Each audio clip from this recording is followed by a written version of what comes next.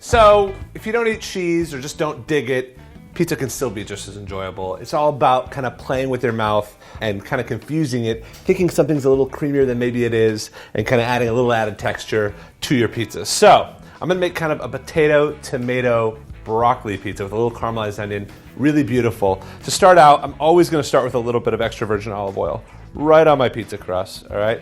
This is just gonna help make the whole thing just a little more crispy, give it a little bit more earthiness. I love it. All right, all the way to the edges. Awesome. All right, big pinch of kosher salt. Awesome. And then I'm gonna take some tomatoes, and when you have a bunch of tomatoes to cut up, and you don't really want to spend, all afternoon going one by one, grab a big plate like this and just stack it right on top, and just grab your knife and just kind of horizontally go through. And what took you a long time before is now 10 seconds. So all these are going to kind of get scattered throughout. Okay, a little bit of potato. Now you want the potato cut really, really, really thin. Okay, this is how it's going to cook in the oven. And I'm using potato to kind of emulate creaminess of a cheese.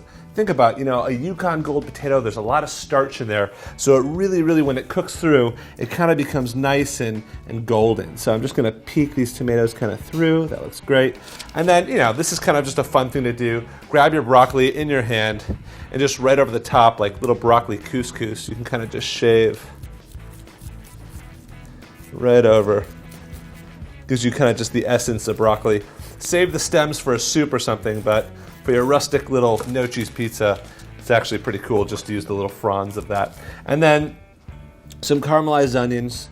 Again, kind of adding that creaminess to it. You're not gonna miss it at all. That looks great.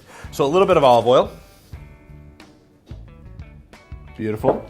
And this is gonna go in our oven, which is at 500 degrees for about 7 to 8 minutes until the whole thing is crispy, it's kind of come together, and those potatoes kind of turn creamy and cook through.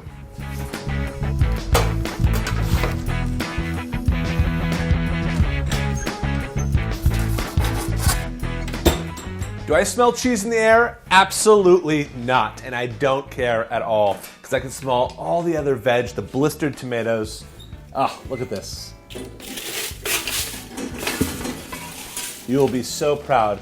You can see the paper just kind of burns away, right? You can kind of just lose that bit. Awesome. And then just like any pizza I've ever served, I just add a little bit of olive oil right on the outside. Touch of smoked salt around the edges. And usually I go with a little cheese, but this one doesn't need it. Enjoy your cheeseless pizza.